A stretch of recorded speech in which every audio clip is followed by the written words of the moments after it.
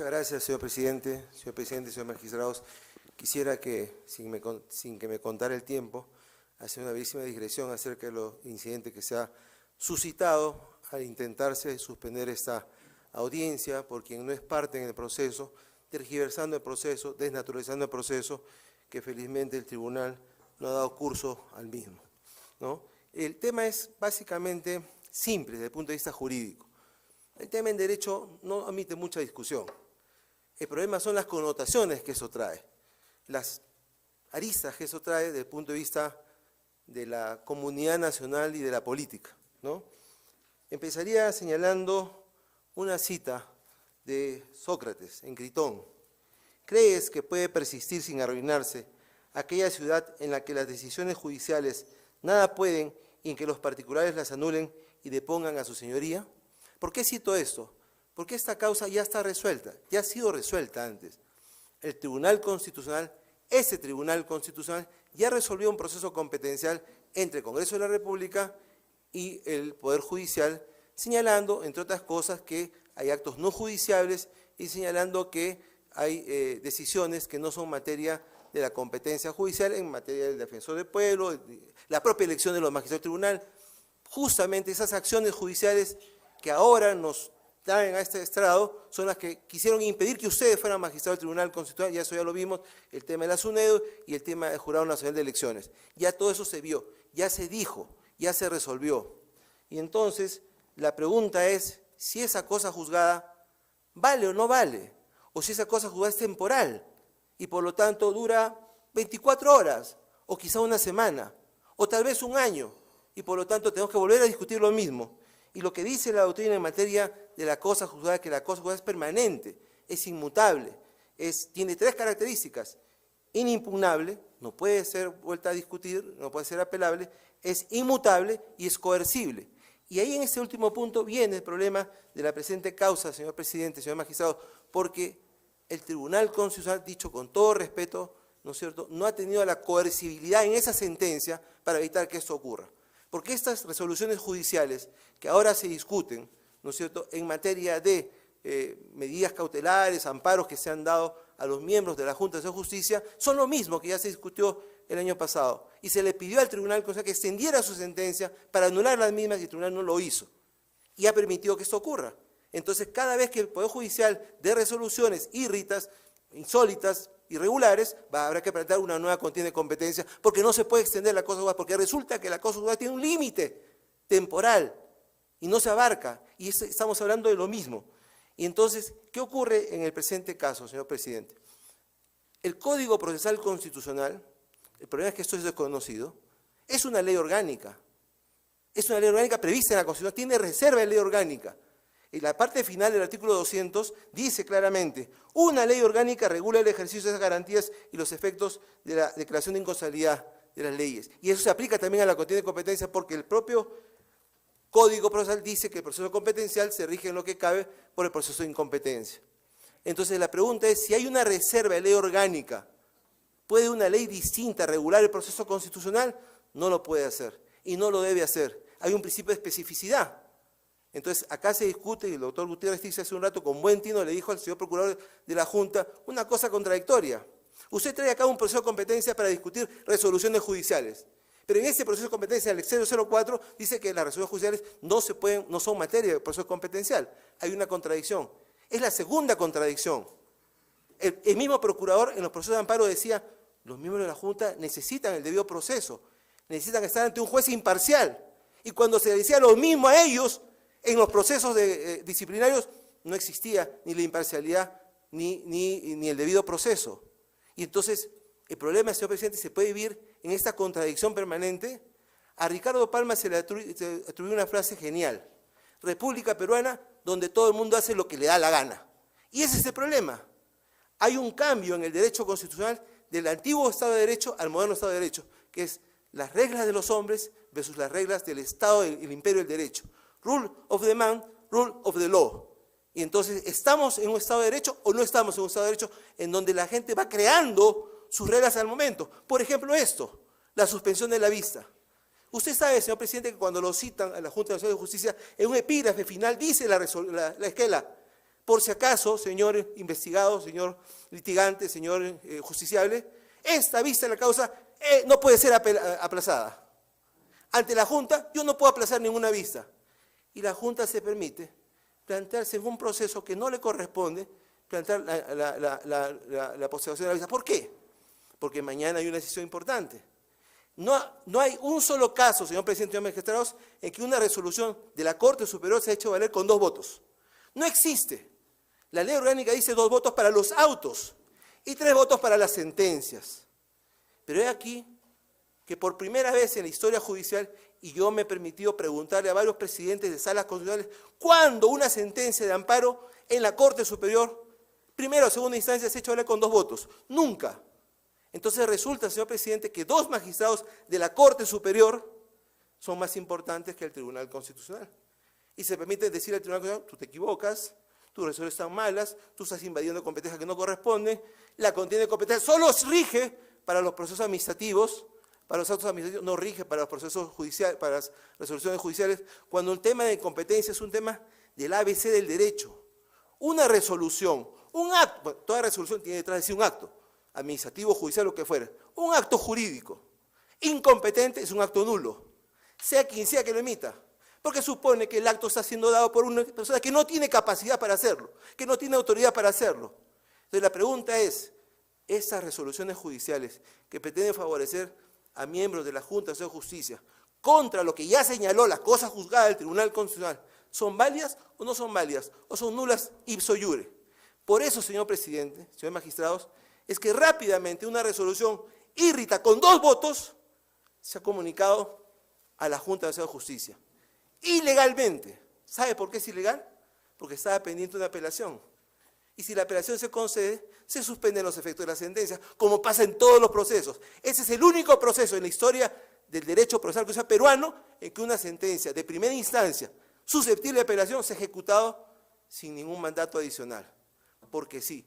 Porque tenían que correr y llegar al pleno de la Junta de Justicia de nuevo esos 2 señores para hacer pleno mañana. Ese es el tema. Entonces, la pregunta es, si el proceso competencial dice claramente el código, la sentencia del tribunal vincula a los poderes públicos y tiene efectos plenos frente a todos. Vincula a todos los poderes públicos. Pregunto, ¿el Poder Judicial es un poder público o no lo es? ¿O es una isla en el Estado de Derecho?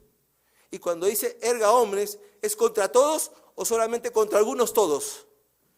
Como se decía antiguamente, ¿no es cierto? Todos somos iguales ante la ley, pero unos somos más iguales que otros. ¿Eso es acaso lo que está pasando?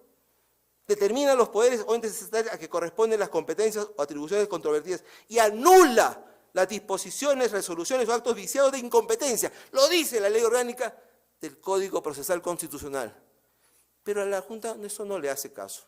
Para la Junta no rige. Ellos dicen que no, solamente se pueden anular actos administrativos. Y acá el señor Procurador de la Junta se contradice. Resuelve además lo que procediese sobre las situaciones jurídicas producidas por tales. Y la jurisprudencia tribunal es vasta en esto. Desde el caso de casinos y tragamonedas hasta la fecha, siempre, y en el caso que he citado también del año pasado, siempre el Tribunal Constitucional, cuando ha creado una competencia para un órgano, ha anulado las resoluciones de que se trate, sea cual sea la que se trate, sea que ha sido parte o que no ha sido parte. Eso no es una historia nueva, se quiere crear una historia nueva a partir de ahora. Y entonces, en esa sentencia que yo he citado, el tribunal, ustedes dijeron que el Congreso de la República, ¿no es cierto?, tiene una función de control abstracto y de orden orgánico en este proceso, ¿no es cierto? Y lo que se vio en ese caso fue la elección y remoción de defensor del pueblo, las investigaciones políticas, el ejercicio de control político y el ejercicio de función legislativa en función del artículo 102 de la Constitución. Y esto ya se resolvió. El tribunal, ustedes han dicho en una sentencia que por mandato del propio Código Procesal, artículo 7, tiene que ser observada por todos los jueces y tribunales del país, lo dice claramente el Código Procesal. Para ser más fiel, señor presidente, lo voy a leer textualmente. ¿Qué cosa dice el artículo 7º del Código Procesal Constitucional? El problema es que nadie le hace caso.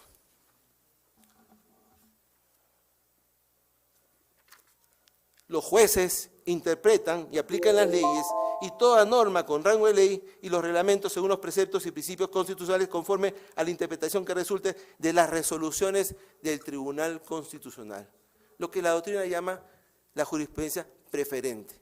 Pero los jueces no le hacen caso, no leen esto. O es precedente vinculante o no le hago caso, y no le hacen caso. Y entonces estamos como estamos y las cosas funcionan de esta manera. El tribunal dijo: los frenos y contrapesos, controles interórganos, checks and balance son mecanismos de control constitucional que no se pueden judicializar. De lo expuesto se evidencia que lo que ha venido sucediendo en la praxis es que los jueces del Poder Judicial justifican su intervención en sede parlamentaria y asumen actuaciones políticas más que jurisdiccionales. Esta es la judicialización de la política, ha dicho el tribunal, lo que la doctrina llama el lawfare, ¿no es cierto?, que está tan de moda y tan de boga entre nosotros.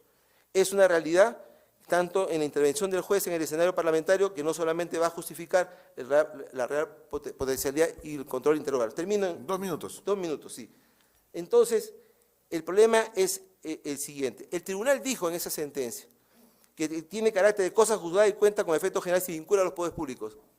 Pero en el caso de autos, el Poder Judicial no se siente vinculado. Ni siquiera cumple con la ley. Y el problema adicional, señor presidente, es que la Junta Nacional de Justicia tiene una cualidad adicional. Son los jueces de los jueces. Son los que tienen que marcar la pauta a los que van a administrar justicia en el país. Los primeros que tendrían que cumplir la ley y la Constitución. Y no lo hacen. No cumplen con la cosa juzgada, no se sienten vinculados, corren con medidas cautelares absurdas o hacen valer sentencias que no son sentencias, que son aparentemente sentencias con motivaciones irrazonables. Entonces, en el presente caso, lo que nosotros estamos solicitando es que se dejen sin efecto las mismas medidas cautelares, el mismo razonamiento irregular del Poder Judicial en un proceso competencial, porque eso menoscaba las funciones del Congreso, eso menoscaba las instituciones del Congreso, lo mismo que ya se dijo en el expediente del año pasado. Esas son las consideraciones, señor presidente, por las cuales nosotros venimos a solicitar que en su momento, a pesar de todo lo que se diga y a pesar de todo lo que se quiera arguir, se nos ha dicho que estamos aplicando una ley derogada. El tema no es que estemos aplicando una ley derogada, el tema es que la modificación de una ley orgánica se tiene que hacer por otra ley orgánica. Y en caso de competir entre la ley orgánica del Poder Judicial y la ley orgánica del proceso constitucional, prevalece, por un principio de especificidad, la ley orgánica del proceso constitucional. Y esa no ha sido modificada, tendría que ser modificada expresamente, no de manera subrepticia a través de una norma que ni siquiera es una ley orgánica. Entonces tenemos que empezar a respetar el sistema jurídico. Y por estas consideraciones, señor presidente, nosotros venimos a solicitar en nombre del Congreso que en su oportunidad nuevamente se vaya a subrayar lo que ya se dijo, que se crea fundada la demanda con todas las pretensiones que han sido incoadas y que por lo tanto se ponga un poco de orden en el país respecto a lo que es la atribución del Poder Judicial, sobre todo en este proceso con la Junta Nacional de Justicia, que tan complicada tiene nuestra vida nacional. El Tribunal de Constitución es un tribunal de cierre. El Tribunal de Constitución, nos guste o no nos guste, a mí me gusta, a mucha gente no le gusta, es el máximo intérprete de la Constitución. El Tribunal de Constitución viene para dirimir los conflictos constitucionales. Tiene que sentar su palabra definitiva. No puede someterse a la Corte Suprema, no puede darle temporalidad a la cosa juzgada, no puede rebajar la fortaleza de sus resoluciones en aras de un activismo judicial. Por estas consideraciones, señor presidente, termino entonces ahora acá señalando que solicitamos que se declare fundada la demanda en todos sus extremos y que se apliquen las consecuencias previstas en el Código Procesal Constitucional. Esto es anulando y dejando sin efecto los actos que eran motivados. Muchas gracias. Muy bien. Doctor Tupayachi, por el mismo tiempo, 10 minutos y si necesita más, le concederé más tiempo. Muchas gracias, señor presidente. Nuevamente saludar a mi colega y amigo el doctor Aníbal Quiroga León, quien ya veo que está haciendo ejercicio de procuraduría, pero hay que determinar algunos temas que yo creo que sí es importante dentro de una defensa técnica en la medida al problema del asunto, ¿no? La sentencia del año pasado obviamente denota contextos, situaciones totalmente diferentes a las de hoy en día. Hoy en día estamos debatiendo ciertamente los elementos en torno al contenido objetivo que tiene justamente el proceso competencial, y esto es el hecho de que haya una irrupción de funciones de un poder del Estado frente a otro poder del Estado. El conflicto que se ha planteado es el conflicto constitucional por menoscabo de atribuciones en sentido estricto. y ya el Tribunal Constitucional ha establecido de que para que se configure este conflicto tiene que darse un indebido y prohibido ejercicio de atribuciones por un órgano constitucional. Al igual que el año pasado, y eso sí lo quiero poner en resaltado, pues no se nos dice en qué forma se está asumiendo funciones que sean indebidas por parte del juez o la sala que da justamente la medida cautelar, o en qué forma están prohibidos de emitir una medida cautelar cuando la propia Constitución, la ley orgánica, le da tales competencias dentro de un proceso constitucional.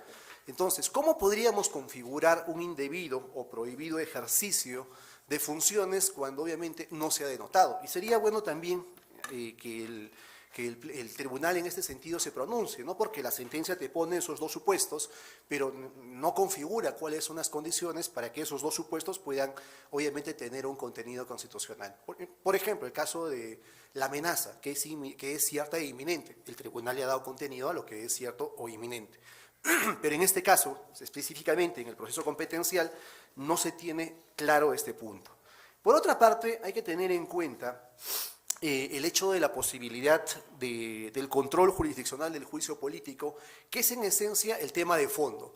Ciertamente, el Tribunal Constitucional en la sentencia pasada señaló que no se puede impedir que el Congreso ejerza sus funciones, lo cual es correcto. Y el ejercicio de funciones conlleva justamente, en el caso del juicio político, la resolución que expide con la sanción correspondiente a quien es pasible de ello. Ok. Lo que no dijo el tribunal, y ahí concuerdo con mi colega, es qué pasa después, ¿no? Cuando obviamente se va a ejecutar. Y lo que sí dijo el tribunal y dejó una puerta abierta es de que eso que pase después puede afectar derechos fundamentales o puede afectar el debido proceso, puede ser sujeto de revisión. Y ciertamente esa puerta abierta que deje el tribunal va dentro de diferentes línea jurisprudencial sobre la cual el Tribunal Constitucional se ha pronunciado. En la sentencia 340-1998, proceso de amparo, el caso de Guillermo Rey Terry, justamente el tribunal señala que las resoluciones que puedan emitir el Congreso de la República tienen que estar siempre emanadas dentro del principio de razonabilidad, pues no sería lógico ni justo que las medidas a imponerse, las sanciones, no partan justamente de una debida motivación. En la sentencia 337-60-2004, proceso de amparo, el caso de Alberto Fujimori, también se establece que la discrecionalidad es posible solo dentro de los límites que se derivan de la propia Constitución. Ningún poder está por encima del poder constituyente, sea pasible de control jurisdiccional, de los actos que realice el Parlamento por afectación al debido proceso y derechos fundamentales. La sentencia 3593-2006, caso Luz Salgado, Rubianes y Carmen Lozada, de igual forma también señala justamente tal condición, y el caso Tineo Cabrera, 156-2012, también va en la misma línea. ¿A qué voy, señores magistrados? Ciertamente, lo que se está buscando hoy en día es el hecho de que el Poder Judicial no pueda hacer control constitucional o jurisdiccional sobre las decisiones en la ejecución de las decisiones tomadas por el Parlamento. Y lo que ciertamente estamos haciendo es retroceder en el pasado, cuando justamente en el expediente 340-98, amparo, en la demanda que interpone Guillermo Rey Terry, en el fundamento 11, el propio tribunal le dice que debe cumplirse con el principio de razonabilidad. Y que obviamente nosotros conocemos cuáles fueron el fin que tuvieron justamente estos magistrados cuando fueron sujetos a un juicio político y cuando obviamente llegaron a la Corte Interamericana y generaron justamente su reposición posterior. Pero hay que también tomar en cuenta que cuando hablamos justamente de un proceso de control político, tenemos que tener en cuenta que va a haber situaciones en las cuales puede haber situaciones discrecionales que obviamente el Parlamento asume, como por ejemplo el iniciar un juicio político, el iniciar un antejuicio a un funcionario público del Estado, el hecho también de la votación, la sanción que quieran imponer, el procedimiento en sí está dentro de su potestad discrecional y como señalé hace un momento, esa parte no se está cuestionando. Lo que se está cuestionando es justamente el hecho de que frente a situaciones donde puede haber tales afectaciones, el colega me está diciendo, nos hacemos de la vista ciega y no pasa nada. ¿Por qué? Porque nos amparamos justamente en la competencia irrestricta que tiene el Parlamento de las famosas political questions. Vale decir, no se puede revisar determinadas situaciones ipso facto, pese a que violen derechos fundamentales o al debido proceso. Situación que obviamente pues, escapa a toda razonabilidad en la medida de que el proceso de amparo conlleva justamente esta naturaleza. Nosotros hemos señalado que como Procuraduría no tenemos la tarea propiamente de defender la posición de los magistrados, ni mucho menos de los beneficiarios del propio proceso de amparo.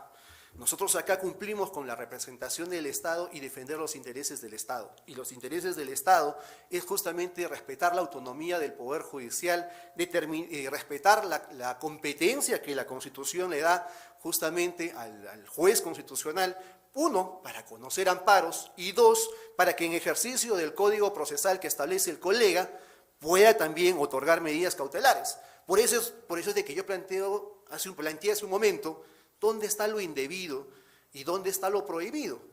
Porque si ese es el fundamento del conflicto, pues no entiendo, quizás yo no lo entienda bien, pero ¿cuál sería justamente esa acción indebida o prohibida que ha cometido los magistrados al momento de emitir justamente esta medida cautelar? Y más aún, cuando ciertamente entendemos que dentro del proceso o dentro de la demanda de amparo se invocó justamente afectación a derechos fundamentales.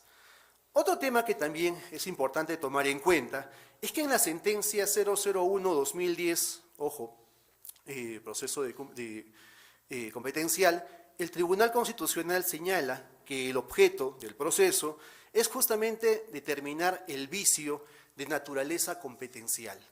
Y justamente para poder determinar este vicio de naturaleza competencial tenemos que diferenciar dos condiciones. La primera, el afectar el ejercicio de funciones, vale decir, en qué forma se está afectando el ejercicio de funciones. En este caso hemos señalado de que el tribunal ya nos dijo que el Congreso puede llevar hasta la finalidad el juicio político, y por otra parte el tribunal también señala que puede controlarse la validez sustancial del acto estatal. Y cuando hablamos justamente de que se puede controlar la validez sustancial del acto estatal, esto conlleva justamente a determinar si es que se ha emitido por un órgano competente, si es que obviamente se da en base al ámbito, al marco legal existente, y si es que se observa justamente las condiciones del procedimiento para su emisión. En este caso, señores magistrados, justamente lo que hacen los demandantes en el proceso de amparo es cuestionar la validez sustancial del acto estatal, vale decir, de la resolución que establece justamente la inhabilitación y el retiro del cargo de los integrantes de la Junta Nacional de Justicia. Pero también hay que tener en cuenta que estos valores del acto estatal pues tienen que estar acordes justamente a lo que son principios, derechos reconocidos en la propia Constitución. Y ahí es donde leemos la Constitución dentro del artículo 139 que establece justamente las garantías que se llevan en el proceso. Y acordémonos que Tineo Cabrera nos ha dicho de que el debido proceso tiene que ser llevado también a sede parlamentaria. Y por otra parte también entender que las resoluciones, si bien es cierto, ya hablando propiamente del proceso de amparo, pues tienen justamente un diseño y una estructura donde se apeló la medida cautelar, está pendiente de ser resuelta la apelación, se ha dado la posibilidad de que el Congreso puede establecer todos los medios probatorios necesarios justamente para poder determinar que la forma como llevó el proceso de juicio político fue la más acorde, en la medida también de que la motivación y la sustentación ha sido dentro de lo que se ha establecido, pues ¿dónde estaría justamente esa medida o esa condición en la cual no se ha dado tal afectación a estos derechos? Solo para terminar, hay que tener en cuenta también, señores magistrados, que cuando hablamos del amparo, y ahí viene justamente la defensa de la autonomía del Poder Judicial, el amparo se convierte en el proceso más idóneo justamente para poder revisar determinadas situaciones donde hay afectación de derechos fundamentales. Y acá no solamente esto está establecido en el Código Procesal Constitucional, en la Constitución, nos vamos a la Convención Americana de Derechos Humanos, en la cual justamente establece en el artículo 23, en el artículo 8, en el artículo 13, que tienen que existir garantías, ojo, que tienen que existir garantías para poder determinar la revisión de todo acto donde haya afectación a derechos fundamentales. ¿Qué sucedería si es que en este caso le decimos a los accionantes, o mejor dicho, al Poder Judicial, tú ya no vas a tener potestad de poder resolver un fallo injusto, tú ya no vas a poder revisar aquellas situaciones donde hay afectación al debido proceso, porque la ejecución del juicio, de la resolución que impone la sanción en el juicio político es política cuestión y no puede ser revisada de ninguna forma. Ese es el mensaje justamente que mi colega quiere llevar. ¿Para qué? Para que obviamente haya zonas exentas de control constitucional y lamentablemente pues, sustentadas en condiciones pues, que no necesariamente conllevan a una garantía del respeto de los derechos fundamentales.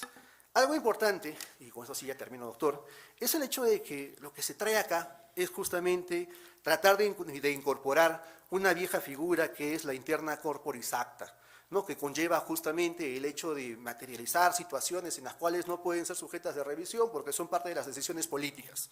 Pero también hay que recordar que el Tribunal Constitucional Español señala que la doctrina de la interna corporis acta solo es aplicable en la medida en que no exista lesión a los derechos y a las libertades, en cuanto un acto parlamentario afecte el derecho a la libertad susceptible de amparo constitucional, lo cual conlleva justamente a que también sí existen, ojo, mejor dicho, no existen zonas exentos de control constitucional. No es nuevo este debate, señor magistrado. Tengo diferentes casos de diferentes países, el caso Brasil y México, donde justamente Corte Constitucional en Guatemala, Sala Suprema Federal en el caso de Brasil, han conocido situaciones de ello y donde se ha materializado el respeto de los derechos fundamentales. Esto dentro de la competencia del Poder Judicial de conocer este tipo de procesos y de poder desarrollar la competencia del juez constitucional dentro de lo que está amparado en la ley y en la Constitución. Por ese entendido, señores magistrados, solicitamos se declare infundada la demanda presentada. Muchas gracias. 3 minutos, doctor. Sí, muchas gracias, señor presidente. Permítame señalar en primer lugar que es un grave encargo el que tiene mi colega Tupayachi de tener que defender lo que es difícil de defender, ¿no? Porque no estamos hablando acá de derechos fundamentales, estamos hablando del cuestionamiento de 2 miembros de una sala al Tribunal Constitucional. Veamos lo que dice. En primer lugar, el cuestionamiento del quórum. Eso no tiene que ver con el debido proceso. La sala se permite decir que la decisión ha sido tomada sin el quórum reglamentario, porque para la sala judicial de 2 magistrados, ¿no es cierto?, los miembros suplentes y los titulares se tienen que sumar y por lo tanto no deben votar. Cuando hay un reglamento del Congreso que establece claramente que si los suplentes participan en la comisión permanente, ya no participan en el pleno y viceversa. Este es un acuerdo del año 2004, que está en plena vigencia, que se ha aplicado muchas veces. Pero eso es lo que se permite citar la sentencia en cuestión y a esto le llaman aplicación del debido proceso. Eso es un cuestionamiento político. En segundo lugar, el tema de la edad de la magistrada Tello también es un tema de orden público. La Constitución dice claramente 75 años, tiene más de 75 años, pero he aquí que se ha hecho la interpretación para acceder al cargo, no para mantenerse al cargo. Es el único cargo público en donde se ha hecho la interpretación que al acceso es el límite. Y una vez que uno está adentro puede tener 90 años. Eso es una cosa irregular, no tiene que ver con el debido proceso. En tercer lugar, ¿cuál es el derecho fundamental que se discute en la sentencia susceptible de esta contienda de competencia? Dice, lo que dice la sentencia, ¿no? Al respecto se debe señalar, dice, defensa de nuestro fuero independiente. Finalmente se debe señalar que la parte demandante arguyó que existe un proceso competencial contra el Poder Judicial que guarda relación con este proceso. Al respecto debe señalarse que en virtud del artículo 139 del principio de corrección funcional, ninguna autoridad puede abocarse al proceso en trámite, razón por la cual corresponde responder lo pertinente a defensa de nuestro fuero, recordando que somos un fuero independiente, de conforme con el inciso 2 del mismo artículo constitucional, de suyo tenemos el deber de rechazar cualquier intromisión proscrita por nuestra Carta Fundamental. ¿A quién está rechazando? ¿A quién está recusando? Al Tribunal Constitucional. Entonces, vuelvo a decir, es el mundo al revés. 2 magistrados de la Corte Superior tienen más autoridad que el propio Tribunal Constitucional. ¿Qué tiene que ver eso con el debido proceso? No tiene nada que ver. Tercer elemento, señor presidente. Hay un tema que se llama decoro personal, y un tema que se llama imparcialidad. Por lo menos el presidente de esta sala de 2 está sujeto a ratificación. ¿Quién lo ratifica? La Junta Nacional de Justicia. En este momento está en proceso de ratificación. Y a esta Junta de Justicia le concede medidas cautelares y sentencias de A2. ¿Eso debe llamar la atención o no debe llamar la atención? Si estuviéramos del otro lado, en ese activismo judicial que existe ahora, ¿no sería una cosa irregular que quitaría legitimidad al tema? Yo creo que sí, pero a ellos no les pasa nada. Tienen legítimo interés en el proceso, tienen conflicto de interés y no les pasa nada. Dice, debe añadirse que el proceso competencial está diseñado para resolver conflictos entre entes estatales sobre competencias institucionales de ámbito administrativo y no para anular resoluciones judiciales. Eso lo dice la sala de A2. La pregunta es, ¿y esto qué tiene que ver con el debido proceso? Es un análisis político del proceso competencial y las competencias que tiene el tribunal.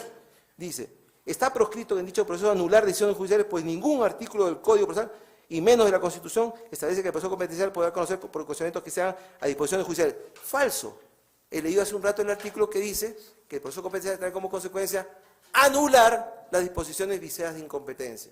Entonces acá no solamente es un falso razonamiento, o un razonamiento errado, es un razonamiento absurdo contra la ley, contra el eje, ¿no? Dice acá, el Congreso de la República no tiene más derechos que otros litigantes de proceso de amparo. De no estar de acuerdo con una decisión judicial, puede apelarla o finalmente interponer un amparo contra la... Ah, se puede apelar. Ah, qué interesante. ¿Acaso han dejado apelar la resolución que han hecho en efecto? ¿Acaso en este amparo de A2 ha sido posible apelar? Cuando se ha interpuesto la apelación en el plazo de ley para suspender el proceso, ya está ejecutado. Contra la ley.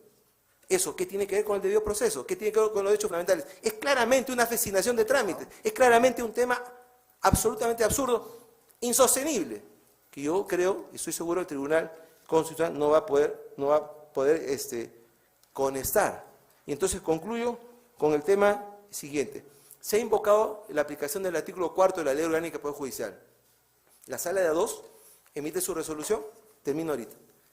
La Sala de A2 emite su resolución de A2, ¿no es cierto? Y la manda a ejecutar. Y para ello invoca el artículo 4 de la Ley Orgánica del Poder Judicial. Ah, qué interesante. No me he dado cuenta, ¿no? No obstante que participé en la redacción de la Ley Orgánica en aquel momento, no me he dado cuenta de lo que he redactado. Pero el artículo 4 se refiere a una resolución firme, con calidad de cosa juzgada, no una resolución en trámite. El artículo 4 dice, toda persona de autoridad está obligada a acatar y dar cumplimiento de decisiones judiciales de índole administrativa emanadas de autoridad judicial competente. En sus propios términos, sin poder, ninguna autoridad, cualquier sea el rango, fuera de la organización judicial, puede ocasionar conocimiento de caso pendiente, no puede dejar sin efecto resoluciones con cosa juzgada. Entonces, el cumplimiento del artículo 4 depende de que la orden judicial sea efectiva, sea firme, no sea sujeta a impugnación, cosa que no ha pasado en ese caso. Tenemos un segundo argumento falso contra la ley en la resolución del Poder Judicial. Y entonces, claramente hay una situación extrapetita, claramente hay una situación irregular, claramente hay una contienda de competencia entre el Poder Judicial que dice, yo controlo al Congreso y yo veo qué cosa es lo que hace el Congreso, yo veo el quórum, yo veo las funciones de la Junta y tú, tribunal, no tienes nada que hacer. Y ni siquiera se permite, y con eso sí concluyo, señor presidente, ni siquiera cita la sentencia del año pasado, la 003. No la cita, lo cual es irregular, es ilegal, porque el propio Código dice que los jueces están obligados a interpretar las leyes y los derechos de las personas conforme a las sentencias emanadas del Tribunal Constitucional. No tiene la certeza, no tiene la bondad, no tiene la educación de citar la sentencia del Tribunal. No existe la sentencia, no existe la cosa juzgada. Y eso es lo que ustedes tienen que resolver hoy día. Por eso me reitero en el pedido de que se declare fundada en su momento la demanda del Congreso en todos sus extremos. Muchas gracias. Señor Procurador, por el mismo tiempo. Muchas gracias, señor presidente. Si vemos justamente algunas incoherencias, partamos justamente de la pretensión de este proceso, ¿no?, que señala que el Poder Judicial carece de competencia para intervenir a través de la emisión de resoluciones judiciales. en la medida de que tampoco puede interrumpir o afectar las consecuencias jurídicas de los acuerdos y resoluciones aprobadas por el Congreso. Me dice el colega de que el Poder Judicial está incumpliendo sentencias, pero si acá me dice que las decisiones judiciales que puedan irrumpir o afectar consecuentemente acuerdos o resoluciones del Congreso que afecten derechos fundamentales, el propio Tribunal Constitucional abrió la puerta a esa condición. Entonces, lo que está diciendo el Congreso, o lo que está pidiendo, es ir en contra de lo que el propio tribunal estableció en la sentencia del año pasado, ¿no? Y por otra parte también señala que los jueces del Poder Judicial carecen de competencia para pronunciarse sobre procedimientos parlamentarios. Y ahí entra a tallar justamente lo que conversábamos en el caso anterior, la lectura de la Constitución o la lectura desde la convencionalidad hasta la constitucionalidad.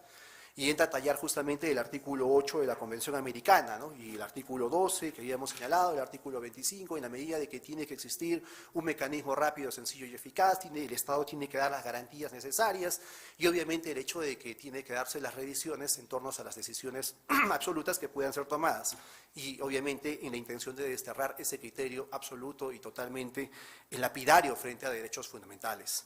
Por otra parte, nosotros acá, en este proceso competencial, no estamos cuestionando las competencias del Congreso, eso y más aún, hasta hemos señalado literalmente en la contestación de la demanda que tampoco no partimos de las posiciones de los magistrados, ni mucho menos de los interesados en el proceso.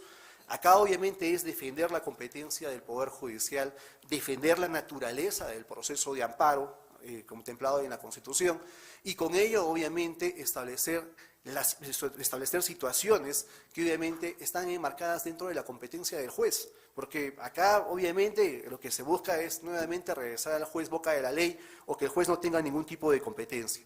Por otra parte, el tribunal ha señalado claramente que los procesos, la discusión que pueda darse dentro del proceso competencial puede ser una discusión en la cual se pueda evaluar una razón política que pueda ser aplicada indebidamente y esto pueda generar obviamente una sanción por parte del Parlamento.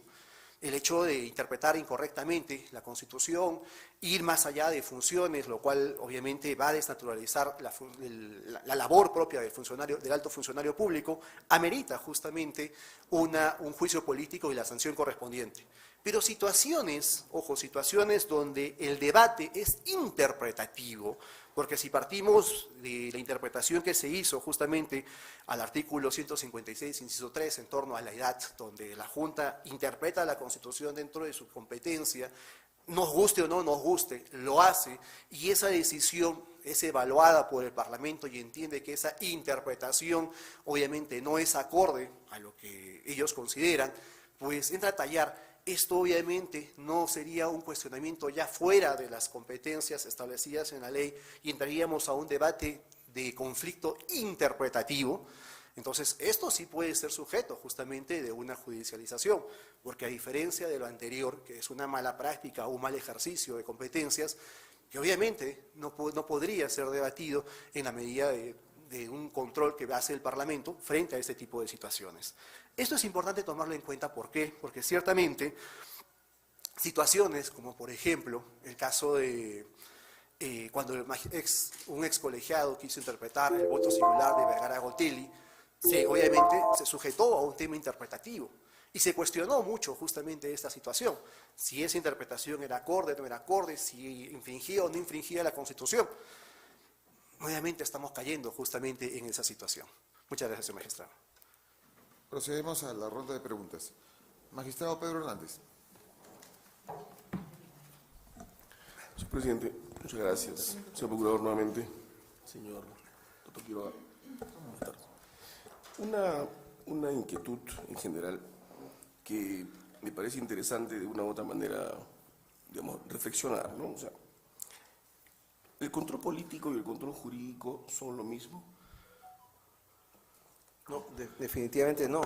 El control político se hace sobre las facultades regladas que tiene el Congreso y el control jurídico sobre los derechos que las personas tienen respecto de sus distintos marcos, ¿no? Pero en determinadas circunstancias el control político tiene una prevalencia. Por ejemplo, un ministro no podría plantear un amparo porque ha sido cesado por el presidente de la República porque tenía derecho al trabajo. ¿no? Porque es un cargo político de plena designación y absolutamente de confianza, ¿no? Entonces, uno diría, pero ¿y dónde está su derecho al trabajo? Bueno, tiene muchos sitios para buscar trabajo. ¿Y dónde está su derecho fundamental? Cede pues ante una organización política, ¿no? Entonces, cuando el Estado tiene un marco político de organización, ¿no es cierto?, los derechos tienen que acomodarse a eso. Eso es lo que pasa en este caso, ¿no? Hay un control político respecto a los actos que han realizado los miembros de la Junta Nacional de Justicia, que son designados por una comisión especial y que tiene una labor especial que es seleccionar jueces y magistrados.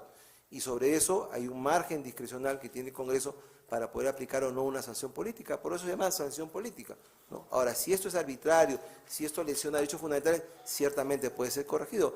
Pero si no lo es, y ya el tribunal zanjó ese tema, es un tema que tendría que aceptarse. A mí sí me llama profundamente la atención porque esa sentencia de A2 ni siquiera tiene la cortesía de citar el fallo del Tribunal Constitucional. Entonces, por alguna razón elude el razonamiento sobre eso, ¿no? Y más bien se pone a contender con el tribunal y decir, no, usted no se puede meter eso. Y hace una figura restrictiva, ¿no? El proceso de competencia, según esa sala de A2, por primera vez, solo sirve para actos administrativos, no sirve para actos jurisdiccionales. Doctor. Doctor, hay que señalar dos cosas, ¿no? Hay vicios de competencia y vicios sustanciales. Los vicios de competencia parten justamente del debate en torno a las atribuciones propias que la Constitución le da a los diferentes organismos del Estado. Y los vicios sustanciales parten justamente en la forma, cómo estas competencias se van a materializar. En este caso, reitero, el Poder Judicial no ha intervenido, a diferencia de los casos de la sentencia del año pasado, la 03, no ha intervenido en el ejercicio de la competencia del Congreso. Ha llegado hasta el final, se ha ejecutado. El detalle ya viene justamente a revisar si es que la decisión tomada irrumpe o no derechos fundamentales. Por eso es lo que yo señalaba, ¿no? Acá la competencia del Poder Judicial es hacer justamente esa revisión en cumplimiento de lo que ustedes dijeron en su sentencia del año pasado y siguiendo normas convencionales, ¿no? Como señalaba hace un momento, por el hecho de la obligación del Estado de crear los mecanismos de garantía para el respeto de los derechos fundamentales. Entonces, no distraigamos el debate, porque el debate obviamente se centra justamente en la ejecución. Justamente por eso, entonces, su comentario me lleva necesariamente a reformular la pregunta. Las competencias son políticas y jurídicas, ¿de acuerdo? Correcto. ¿Cómo podría un juez controlar una competencia política? La competencia política, doctor, a ver, en el caso del Parlamento, el interpelar a un ministro es una competencia política, el censurarlo es una competencia política, el decidir iniciar un juicio político o un antejuicio es una competencia política, la inhabilitación, si 10 años, 5 años, si le dan o no le dan inhabilitación, es una competencia política. Eso obviamente no se está cuestionando en este momento. Lo que se está cuestionando, y esto nace justamente del amparo, es que los beneficiarios del amparo entienden, pues eso ya es el debate de ellos, que esa medida que se les está imponiendo afecta a sus derechos fundamentales. Lo que nosotros defendemos como Procuraduría es de que el juez sí tiene la competencia para emitir una medida cautelar y sí tiene la competencia para conocer el proceso. ¿Por qué? Porque estamos viendo la ejecución justamente de la resolución del juicio político. No estamos inmiscuyéndonos en el proceso en sí. Ok, entiendo que, digamos, esa dinámica el tribunal ya la ha abordado. Usted ha tenido la gentileza de recordar muchas sentencias un poquito antiguas, ¿no? Donde todavía no había una línea más clara, era una línea media zigzagueante, ¿no? Infracciones constitucionales, juicios políticos, o sea, toda una evolución que el propio tribunal ha tenido sobre el particular, ¿no? O sea, que es esta materia de la parte orgánica que tal vez es algo que hay que ir un poco explayando más en estos últimos años. Y claro, lo cierto es que al final no le falta razón a la doctora Quiroga cuando él señala pues, de que un poco la sentencia 03-2022 como que zanja ese tema. Entonces, a mí sí me sorprendió mucho, tanto en la medida cautelar como en la sentencia que se ha expedido, que por ejemplo la sentencia no sea citada, ¿no? Porque ahí el tribunal sí dice algo que es bastante claro, o sea, y sostener que aquí, en la lógica del tribunal, lo que se está tratando de preconizar es una suerte de political question amplia, es una exageración, ¿no? Ninguno de los magistrados del tribunal piensa una cosa como esa. De suyo, el hecho de que se habilite la posibilidad de que se controle por afectación de derecho fundamental denota que es una postura moderada, ¿de acuerdo? Entonces, aclarando eso, ¿Cuál sería el derecho fundamental vulnerado para las resoluciones que han sido cuestionadas en este proceso? Ahí viene justamente el detalle de la interpretación, ¿no? Señalaba yo hace un momento, el vicio de competencia puede darse en la medida de que uno haga una interpretación totalmente desnaturalizada de la Constitución y esto conlleve a una infracción constitucional, supuesto A, o una situación en la cual yo interpreto la Constitución de una forma determinada porque eso es lo que creo, eso obviamente aterriza mi lógica y sobre ello me quieran cuestionar e imponerme una interpretación distinta. Entonces, ahí es donde entra a tallar justamente las diferencias entre el supuesto A y el supuesto B. El supuesto B es el hecho que nosotros entendemos que sí puede ser judicializado. ¿Por qué? Porque no es un irrestricto cumplimiento antojadizo por parte de quien interpreta la Constitución o aplica la Constitución, sino porque hace una labor interpretativa. Y está dentro de su competencia y está dentro de su función. No se ha atribuido funciones ajenas. Y obviamente llegará el último intérprete de la Constitución, que son ustedes, y ustedes dirán que está bien o está mal, pero eso es un canal que se sigue. Porque ciertamente en el proceso de amparo va a llegar acá, y acá obviamente ustedes dirán si es que esa sentencia que se dio en primera instancia estuvo bien o estuvo mal, y si los considerandos estuvieron o estuvieron mal. Entonces, ¿dónde está la irrupción en la competencia del Parlamento? Es interesante lo que usted nos señala, pero yo sí creo que no es un aspecto baladí para resolver este caso, porque justamente lo que el tribunal habilitaba a nivel competencial es que solo puedes controlar en tanto afectas derechos fundamentales. Y mi pregunta era muy directa, y también la pregunta, por favor, para la parte, digamos, mandante. ¿Cuál es el derecho fundamental que se argumenta, tanto en la medida cautelar como en la sentencia, que se habría afectado con esta decisión? A mí no me quedó muy claro, por eso quiero, por favor, si podemos un poco reflexionar sobre ello. En el caso de la medida cautelar, ya que el doctor Quiroga, que es especialista en procesal, lo que se va a determinar justamente es la tutela urgente, ¿no? Y la verosimilitud. No entra a tallar tanto el tema de fondo, porque esa no sería la naturaleza de la medida cautelar, pero para los magistrados entender que la medida que se ha tomado pone en riesgo su condición, el ejercicio de su función para la cual fueron elegidos y cumplieron quizás los requisitos establecidos, pues denota justamente una afectación a derecho fundamental. Por eso es de que ahí es donde Esa es mi pregunta, ¿cuál sería? Porque si de lo que yo recuerdo, la medida cautelar, por ejemplo, o sea, los 3 requisitos que se tienen que analizar, la famosa verisimilitud del derecho, donde se señala como una suerte de presupuesto el derecho que tendría que podría afectar. Lo que se señala, entre otros varios, es, por ejemplo, que no está plenamente tipificada las infracciones constitucionales. Claro, a ver. Y eso ya ha sido motivo de sentencia en tribunal. Entonces, claro, cuando se cita Tineo Cabrera, 2012, estamos un poquito desfasados, o parecería que la jurisprudencia se maneja como restaurante, ¿no? Entonces, lo que quiero lo pongo aquí y lo que no quiero lo obvio. Entonces, por eso mi pregunta es, ¿cuál sería el derecho fundamental? A ver, hay que recordar que el amparo no solamente va a proteger derechos fundamentales nominados, ¿no? Sino también derechos de connotación. Señor Procurador, solamente le preciso, no es por el amparo, es porque el requisito de la 03-2022 es identificar el derecho fundamental. Okay. La motivación y la razonabilidad de la medida, que para el entender de los beneficiarios del amparo, por eso digo, para el entender de ellos, pues buscan recurrir al juez constitucional o a la sala constitucional para poder revisar la decisión tomada por el Parlamento, entendiendo ellos que quizás la motivación que se ha expuesto no es suficiente. Y no es suficiente justamente en razón a que el debate competencial no es en un debido ejercicio que conlleve una infracción, sino es en el entendido de una interpretación que está dentro de su competencia y que quizás al Congreso no le gustó. Entonces, ese es el debate, y ahí es detallar justamente la motivación. Okay. Señor, muchas gracias. Mi respuesta es tajante, no hay un derecho fundamental. Y ese problema de ese proceso antecedente al proceso competencial. A ver, una acción de amparo, una acción de garantía en general, requiere de 3 elementos para ser procedente. Un derecho afectado, un hecho afectante y un factor de conexión. Pero lo que explica mi colega es la parte metodológica. Había verosimilitud, era la medida proporcional. No, ese es las hojas del rábano. Hay que coger el rábano por el cuerpo. Para que haya un amparo, para que haya una acción de garantía, tiene que haber un derecho fundamental afectado. Si no, no estamos hablando de nada.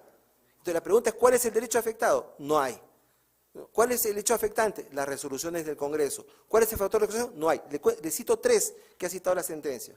En primer lugar, el quórum del Congreso, el quórum de la Comisión Permanente, ¿no? Según la sentencia, ¿no es cierto?, el Congreso tomó una decisión irrita porque su quórum no estaba de acuerdo a lo que interpreta el juez que debe ser el quórum. Entonces la pregunta es, ¿el quórum de la Comisión Permanente, que está regulado por un reglamento interno del Congreso, es un tema de garantía?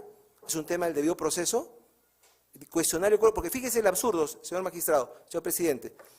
Si tuviera razón el Poder Judicial y los miembros de la Comisión Permanente no votan, tanto los titulares como los suplentes, en total serían 60. Y había que reducir de 130 a 60. 2/3 de 70, ¿cuánto sería? Mucho menos, serían vacados todos los miembros de la Junta. ¿Me explico? O sea, si le aplicamos la tesis judicial al proceso, tenemos que descontar 60. 2/3 de 70 es mucho menos quórum que el que se ha utilizado. Es una tesis absurda. Lo que dice el reglamento es bien fácil.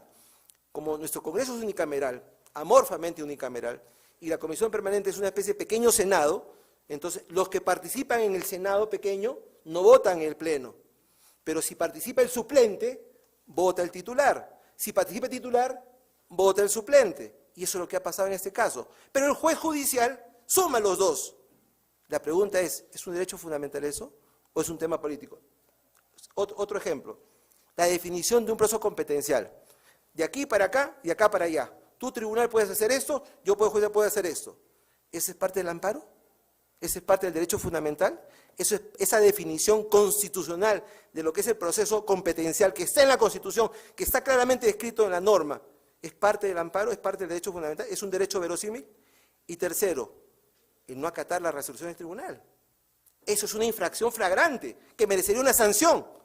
Si claramente el artículo 7º, parte final, dice, los jueces y tribunales deben resolver acatando el razonamiento, interpretación del tribunal, y no lo hace, ni siquiera cita la sentencia, ¿de qué estamos hablando entonces? Y entonces a eso le llaman amparo, a eso le llaman violación de derechos fundamentales. Eso no lo es. Claramente es una sentencia política que quiere contender con el Tribunal Constitucional. Por eso es que no tiene fundamento desde el punto de vista de los derechos fundamentales que usted pregunta. Muchas gracias. Una última pregunta, señor procurador. Esta norma del tema de la votación de las dos salas, de los dos integrantes de una sala superior, ¿cuál es el sustento normativo en la lógica del Poder Judicial? En materia constitucional, ¿eh? Claro, Ojo. claro. Porque entiendo, perdón, corríjame si estoy equivocado, fue una modificación al Código Procesal Civil. Y que de pasadita, como que nos varía un poco la lógica del Código Procesal Constitucional. Por favor. Ya, pero me permito hacer solo una pequeña referencia a lo que señaló mi colega. La naturaleza, y esto del tribunal lo ha dicho, de un proceso competencial, como bien señalé hace un momento, es diferenciar vicios de competencia propios de autonomía, atribuciones que se les da a los órganos estamentales, y vicios sustanciales que no son parte de un proceso competencial. Mi colega señala el cuestionamiento de la composición del Parlamento, el procedimiento, si debió estar el alterno o no el alterno y todo lo demás. Eso obviamente son materias que no son propias de un proceso competencial porque son vicios sustanciales y eso no se ventila en los procesos competenciales, sino vamos de frente a ver justamente la naturaleza de la competencia propiamente dicha del organismo constitucional. Ahora, lo que usted me señalaba, en torno a la sentencia que se ha dado, ¿verdad? Hace 2 días. Hay una modificación que se ha dado justamente, que es, un segundito, en el año 2022 se promulga la ley 31.591, que modifica el artículo 444 de la ley orgánica, y justamente establece que las salas superiores resuelven en base a 2 votos. Entonces, con lo cual, la sentencia que se ha emitido tendría validez. Si nosotros revisamos el SPIC, ¿no? El propio SPIC señala en el artículo 141, de conformidad con la única disposición complementaria modificada de la ley 31.591, publicada el 26 de octubre del 2022, se modifica el artículo 144 de la ley orgánica del Poder Judicial, aprobada por decreto legislativo 767, ¿no? Correspondiendo al artículo 141 del tubo de la ley orgánica del Poder Judicial. Y en ese entendido, pues las sentencias que son emitidas justamente por las salas, requieren de 2 votos, con la excepción que la ley señala, ¿no? Claro, pero también es importante no perder de vista que el Código Procesal Constitucional, precisamente en los casos específicos de resoluciones del Congreso, elevó la valla, ¿no? Y la valla ya no era la posibilidad de que la primera instancia sea en un juzgado unipersonal, sino en una sala. Correcto. Y eso me parece que en la lógica procesal constitucional responde a una razón. No sé, en todo caso, su opinión Claro, y la opinión del Pero en la exposición de motivos del código, para justamente llevar los amparos a sala como primera instancia, el único sustento es el hecho de que el juez de primera instancia no puede conocer resoluciones emitidas por un Supremo. Entonces, por eso empezamos de segunda instancia hacia arriba. No se pronuncia, no hay argumento en ello, en el dictamen, sobre este tipo de situaciones. Entonces, tampoco no podríamos ponernos en un supuesto que el legislador tampoco se puso. Me parece que sí dice expresamente resoluciones del Congreso. Sí. Ok, en todo caso, por favor. Sí, doctor. yo creo que ahí, con todo respeto a mi colega, incurre en un error de concepto, ¿no? Lo que señala el Código Procesal Constitucional para el amparo es lo que se llama en la doctrina un foro de calidad. La ley señala la regla general de primera instancia, pero la ley puede elevar ese foro de calidad bajo determinadas circunstancias. El caso del amparo, el caso del S4, el caso de eventos menores, y lo puede usar inclusive en la Corte Suprema, en el caso de los aforados, un foro de calidad. Ese foro de calidad es un foro excepcional y por lo tanto se utiliza cuando la decisión es de suma importancia. Entonces, una decisión contra el Congreso, una decisión contra el Poder Judicial es de suma importancia y por lo tanto se eleva el rango de primera instancia a la Corte Superior, pero con los niveles de la Corte Superior. Yo tendría que decir 2 cosas básicas desde el punto de vista jurídico. Primero, la ley orgánica del Poder Judicial es preconstitucional. Y 2, por el principio de especificidad, si hay colisión entre 2 leyes orgánicas, la del Poder Judicial y la del Código Procesal Constitucional, ¿cuál tendría que prevalecer? En una regla jurídica del tribunal hay por lo menos 3 magistrados o 4 que han coexistido o han compartido conmigo la misma escuela de Derecho y ustedes otras escuelas de Derecho donde enseñan exactamente lo mismo. El principio de especificidad. En caso de conflicto de 2 normas prevalece la específica sobre la genérica, la más reciente sobre la más antigua, la típica al proceso sobre la general. Entonces, como usted bien dice, acá de contrabando en una ley ordinaria se modifica la ley orgánica del Poder Judicial y de relancina se quiere modificar el Código Procesal Constitucional. Esa sentencia de A2 es la única que se ha dado en el país, no existe otra en materia de amparo, no hay ninguna. Yo me preocupaba de preguntarle a los presidentes de la Sala Constitucional de Lima y en ningún caso han hecho valer eso, menos aún que se ejecute directamente sin esperar la apelación. Entonces, eso es absolutamente inaplicable. Se nos ha dicho ignorantes por esto, que hay una modificación. Señor, una ley orgánica se modifica con otra ley orgánica, principio básico. Pero una ley orgánica específica, porque ya lo cité, está en la pantalla, el Código Procesal Constitucional, lo que pasa es que hay desconocimiento sobre eso. El Código Procesal Constitucional se aprobó como ley orgánica y es una ley orgánica especial. Por lo tanto, mientras no se modifique, no se puede alterar con una modificación del costado, con la ley orgánica del Poder Judicial, lo que es el proceso constitucional. ¿Por qué razón una sentencia de la Corte Superior va a tener solamente 2 votos? Una sentencia. Miren ustedes, cuando la ley orgánica dice 4 de 5 en la Corte Suprema, significa que el 80% tiene que estar de acuerdo. Y cuando se dice en la Corte Superior 2 de 3, solo el 68%. Y entonces, ¿por qué razón una resolución importante va a tener solo el 68% del colegiado? Es como si yo dijera que en materia de amparo acá, con tres votos se hace resolución. Por alguna razón existe el quórum, justamente para darle a la autoridad esa calidad superior para poder imponer una decisión. Eso que se ha dado no es una sentencia, es un remedio de sentencia, una sentencia aparente, una resolución irrita, que por supuesto será materia de análisis por parte del colegiado. Magistrado Gutiérrez. Muchas gracias, presidente.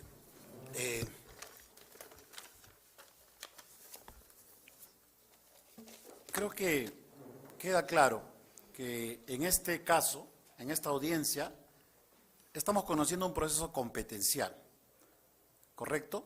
Donde, en efecto, estamos discutiendo la competencia para poder definir un juicio político, una sanción política a altos dignatarios y, por lo tanto, ¿quién es el competente? ¿Si el Poder Judicial o el Congreso de la República? No estamos hablando de los derechos fundamentales. Para eso, como usted dice correctamente, está el amparo. Y precisamente por eso es que los partícipes, los terceros, o inclusive los mismos consejeros, no tienen mayor vinculación a este caso, sino es la institución, porque será en el amparo cuando ellos puedan discutir la razonabilidad, la proporcionalidad de la sanción, etcétera. Pero aquí no, aquí hablamos del rol de los jueces. Entonces, centrando ese punto en concreto, aquí hay un asunto claro, y es el siguiente. El Congreso ha emitido una resolución legislativa por la cual aparta del cargo a 2 consejeros por razones políticas, por un juicio político. El Tribunal Constitucional dicta una sentencia a través del cual le dice: hay actos políticos no justiciables, que usted no cree, que usted dice que hay en otras partes, eso no existe, pero el tribunal lo ha dicho expresamente en la sentencia 4/2023, me parece, en la sentencia en la cual yo he sido ponente y se ha votado en este tribunal, dice: sí existen actos políticos no justiciables. Y lo dice su maestro, Domingo García Belaúnde. Entonces, no es que estemos tan desactualizados. Entonces, hay un argumento de autoridad y hay un argumento institucional. El Tribunal Constitucional así lo ha marcado. En consecuencia, teniendo este asunto, la discusión radica esencialmente en que si los jueces, al momento de ejecutar un amparo, legítimamente tienen derecho a tramitar un amparo, pueden cuestionar un acto político. Y por eso la pregunta del magistrado Hernández era categórica. ¿De qué derecho fundamental estamos hablando? Nuevamente, señor procurador, ¿qué derecho fundamental han tramitado los jueces del Poder Judicial en este caso en concreto? Si nos vamos a centrar, por eso comentaba yo hace un momento, ¿no?, sobre el tema del vicio de competencia y el vicio sustancial. O sea, el debate ahorita ha sido estrictamente vicio sustancial, que no debería estar cuestionándose, ni mucho menos debatiéndose en un proceso competencial, porque ustedes ya lo dijeron que eso no va. Si nos vamos al vicio estrictamente de competencia, estaríamos debatiendo sobre el artículo 18, medidas cautelares, y sobre el artículo 26, que es justamente la actuación de sentencia, que eso involucra justamente a las competencias que el propio código que Eso señala no es derecho fundamental. No, es que me estoy No, yo hablo del centrando. derecho fundamental, porque acá hay una intervención judicial Doctor, que supuestamente alega que hay un derechos fundamentales que han sido vulnerados en este caso. por eso, doctor, yo me estoy centrando justamente en quiero llegar a ese punto, porque el competencial parte justamente por una indebida, prohibida actuación del juez.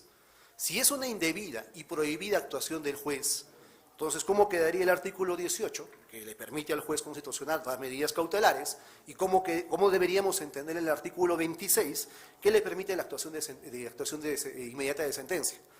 Y dicho de paso, no es cierto lo que dice mi colega, no hay necesidad de esperar la apelación para ejecutar la sentencia. El código en el primer párrafo te dice: la sentencia estimatoria de primer grado es de actuación inmediata si el juez estima que no generará una situación de irreversibilidad. Procurador, después hablamos de eso. Pero Quisiera que me diga solo para de qué la derechos fundamentales estamos tramitando. Ya, por eso, doctor, si nos centramos nuevamente en el tema competencial, no nos interesaría el tema de los derechos Sí, por fundamentales. supuesto. Le digo por qué. Porque cuando el Tribunal Constitucional ha definido competencias, ha dicho que la única competencia para intervenir de los jueces Afectación. en los actos políticos es cuando hay vulneración de derechos fundamentales. Ahí sí tiene competencia el Poder Judicial. Correcto. Pero no tiene competencia para intervenir en una decisión política en otras circunstancias. Ese es el tema competencial. No, correcto, doctor. Por eso le decía.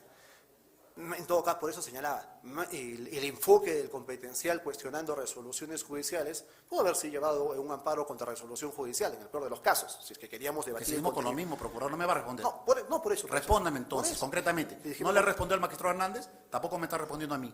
Acá lo que se está afectando, doctor, es motivación de la resolución judicial, debido proceso y razonabilidad en el contenido de la motivación. Pero no es de una la resolución judicial, procurador. Perdón, de la resolución que expide, la resolución legislativa que expide el Congreso de la República. Y esto, ¿en base a qué? Justamente a que para los afectados, por eso reitero, no tiene el contenido debido para que se les haya dado la inhabilitación y el desaforo. Entonces, eso es lo que están cuestionando. Y O entendamos sea, que la debida motivación, ¿me dice usted?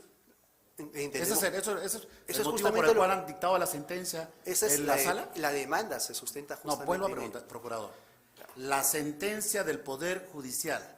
en el vicio de interpretación. La sentencia se establece justamente en que la interpretación que han hecho los miembros de la Junta Nacional de Justicia en torno a la edad parte justamente de un criterio que la propia Junta tiene, y ese criterio deliberativo, nos guste o no nos guste, está dentro de su competencia, y eso ha sido llevado... Procurador, no al me está Parlamento. respondiendo. ¿Qué derechos fundamentales se han vulnerado supuestamente, señor abogado? Ninguno, señor. Ya le respondí al señor Hernández que de mi punto de vista lo que es una sentencia política, ¿no? En donde se cuestiona la competencia del Tribunal Constitucional para abocarse a causas pendientes, el quórum, ¿no es cierto?, el hecho de que el proceso de competencia está restringido solamente para actos administrativos y lo demás. Pero permítame dos digresiones sobre lo que ha dicho mi colega. Me ha dicho que lo que yo he dicho no es cierto.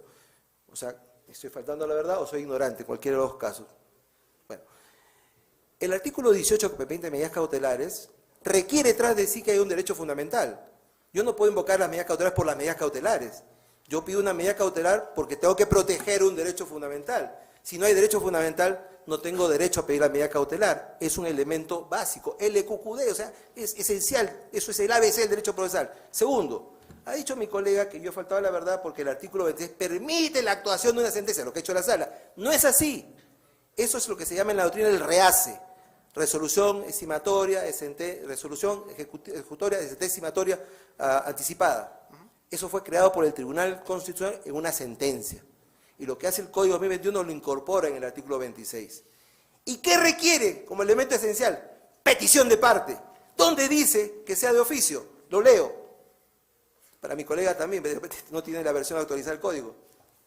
La sentencia estimatoria de primer grado de actuación inmediata, si el juez estima que no genera una situación irreversible ni ocasional daño irreparable, es independiente de la apelación que se te ponga contra ella, y se solicita al juez de la causa. Es decir, ese impulso de parte, no de oficio. Y en caso de duda, si no hubiese certeza, las facultades de oficio son expresas. A falta de decir la ley, se entiende que es a petición de parte, a impulso de parte. ¿Qué ha ocurrido en este caso? La sala lo ha hecho de oficio. En el día ha oficiado y la Junta Nacional de Justicia, corriendo, inmediatamente ha dado posesión otra vez a los magistrados, a pesar de que hay una apelación, sin que haya un incidente de ejecución anticipada de sentencia estimatoria. Eso, en el lenguaje común y corriente procesal, se llama festinación de trámites. Y eso es írrito. Bueno, con eso termino, por favor. Solamente le reitero, y quizás una segunda posibilidad, quizás lo ha pensado el procurador, porque de lo que yo advierto, señor procurador, es que acá hay un acto político. Acá hay un acto político y la Constitución ha diseñado un juicio político y un debido proceso político parlamentario y, por otro lado, un debido proceso jurisdiccional. No son iguales. No pueden compararse iguales. En Argentina existe el juicio por mal desempeño hasta el presidente de la República. O sea, que, técnicamente, ¿qué es el mal desempeño? La representación nacional lo define.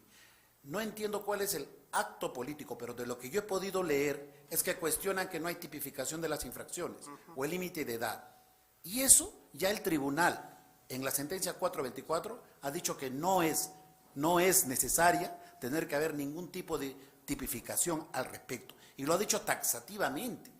Entonces, si le ha definido la cancha al juez, dicho, señor juez, usted es un garante de los derechos fundamentales, pero usted no puede cuestionar el diseño constitucional en lo que se refiere a estos mecanismos de control, porque estos mecanismos de control pueden afectar prerrogativas y quizás derechos fundamentales, perfecto, pero más ligados a la propia y directamente al ejercicio propiamente de la persona en el cargo, cuando hay una situación grave que no se le dio ningún tipo de oportunidad en lo absoluto, pero que estamos hablando de un diseño. Entonces, no hay derecho fundamental, no hay acatamiento a la sentencia 424 y encima lo que dice el abogado Quiroga, dice que encima ni siquiera hay solicitud de ejecución inmediata de sentencia.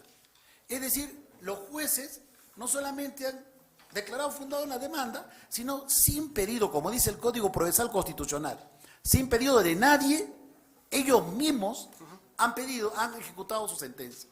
Entonces, no hay a mí más bien un desacato absoluto, que inclusive podría lindar con el prevaricato, señor juez, señor procurador. A ver, doctor, en algunas de los puntos que hace referencia yo concuerdo, ciertamente, pero también yo entiendo, doctor, que el proceso de amparo tiene obviamente puntos que son propios del proceso que tienen que ser debatidos. Lamentablemente para la suerte o la posición que defiende mi colega, el amparo pues, resolvió en contra a sus expectativas. Tiene el recurso de apelación, como también apeló justamente a la medida cautelar. Entonces, ¿por qué traer justamente un elemento sustantivo de un proceso constitucional a otro tipo de proceso que es estrictamente de competencias, donde el debate es totalmente distinto. Yo concuerdo con usted, doctor, en el hecho de que obviamente hay argumentos que quizás en la sentencia de primera instancia, en la medida cautelar, no sean los adecuados, eso lo he puesto expresamente en la contestación. Concuerdo que de repente puede haber un contexto político que quizás también pueda generarse, pero eso es debatido en el proceso de amparo. Este es un proceso competencial. Y dicho sea de paso, doctor, yo estoy leyendo el código oficial del tribunal, y acá en el artículo 26 dice, ¿no?, que la actuación es inmediata si es que el juez lo estima. Entonces el propio juez... ¿Pero quién lo solicita, pues? No, si lo Ahí estima. dice, lea completamente el artículo.